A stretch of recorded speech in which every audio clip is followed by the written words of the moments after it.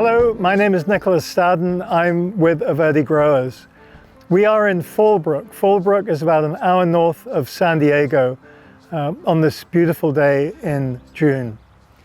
I'm going to talk to you about horticultural therapy and why I'm so passionate about it and why I would really like you to become as well. If we had to put a date on horticultural therapy in America, let's look at about 1812. Benjamin Rush, who was one of the co-signers of the American Declaration of Independence, at that time was treating people for mania. And he discovered that if during the process of healing, he had these people involved in gardening activities, whatever it might be, he quickly discovered that their healing time was much faster. So fast forwarding, the end of the First World War and then the end of the Second World War, there were thousands of men that came home from the battlefields with shattered bodies and terrible wounds. The hospitals in those days were huge, and the gardens were huge as well. So the hospitals, to supplement the food, grew a lot of vegetables in the grounds, and they grew flowers as well. So the people that tended the flowers in the gardens were the patients. So as these patients got well enough to work in the garden, that's what they did. Carrots, potatoes, corn, you name it, they planted it and they harvested it. And quickly the doctors and the nurses noted that the patients that were involved in the gardens, their healing time was fantastic. They were getting well quicker than the patients who were in their beds and kept inside the hospitals. It was absolutely fantastic. So how did I get involved in hort therapy? I'm not a professional horticultural therapist, but I have a deep-rooted passion in it. Many years ago, a colleague of mine was involved in a terrible car accident in Oregon, and he came under the care and attention of the Legacy Health Program in Portland, Oregon. And during that time, he spent time in the gardens and under the supervision of a lady called Teresa Hazen. Teresa is a fantastic woman, and I was fortunate enough to get to know her and in due process and time presented for her at various Horticultural Therapy Association conventions. The American Horticultural Therapy Association is 50 years old this year. They have hundreds of licensed therapists all across America. It's an incredible organization. And as I started to work with them, I listened to surgeons who delivered papers on how quickly people healed when they came into contact with plants. If from their dormitory room or their bed they could see green space, trees, etc., their healing time was faster. So the best really is yet to come. Now, some of you are probably sitting there thinking, so suggest some books to me. So here are a couple of my favorites. So two of my favorite books. The first one is Designed for Healing Spaces, Therapeutic Gardens by Daniel Winterbottom and Amy Wagenfield. It's a terrific book. Not only does it tell you how to build the garden, but it's great pictures supported by terrific narrative. So I'm going to read from one passage. I have to put my glasses on. And the foreword written by David Kemp.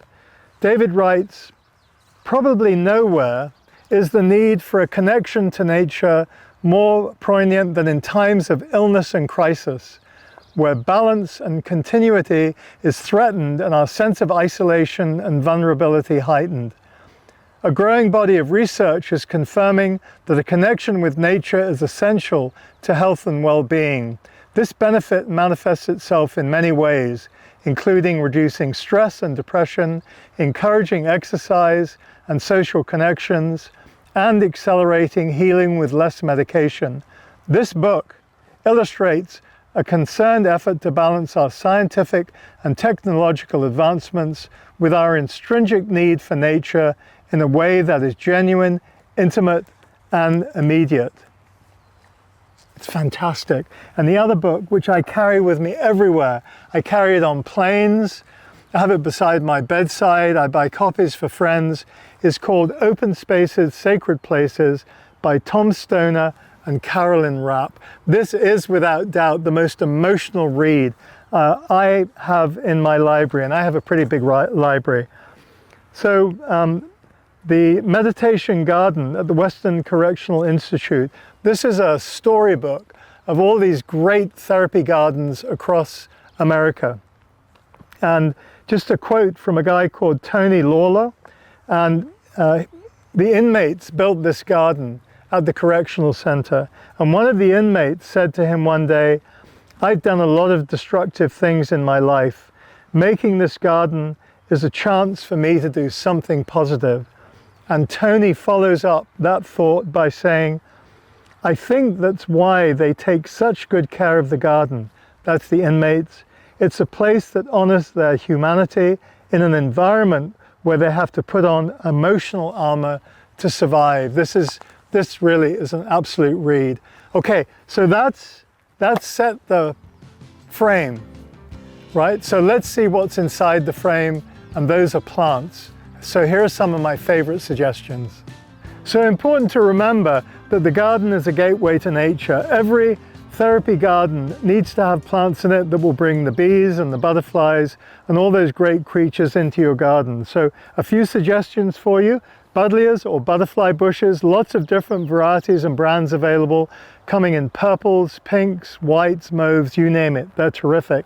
And then vines are absolutely key in this garden as well. This is Black-Eyed Susan. She speaks for herself. They come in oranges, yellows, there's pink, and now there's a wonderful red color as well. Try something really unusual. Place these in the middle of a garden on an 8-foot teepee, let them climb up, and you'll be amazed at what comes to feed there. So moving along, salvias are a great favorite of mine. Again, lots of different colors. This is a nice compact variety called Killer Cranberry, just a magnet for hummingbirds. And you'll sometimes find 3 or 4 hummingbirds around a single bush. This variety is called Killer Cranberry. And as we pass over, here's one of the dwarf buddleias. This one's called Little Raspberry. And then my last plant in this section are yarrows. Yarrows are absolutely fantastic. They have a long blooming season.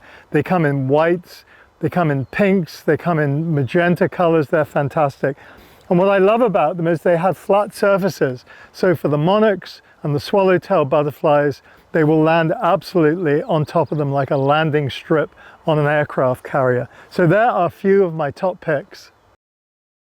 Another key component of the garden is fragrance, and so rosemary is one of my top picks. They're prostrate varieties, they're upright varieties. This is called Tuscan Blue.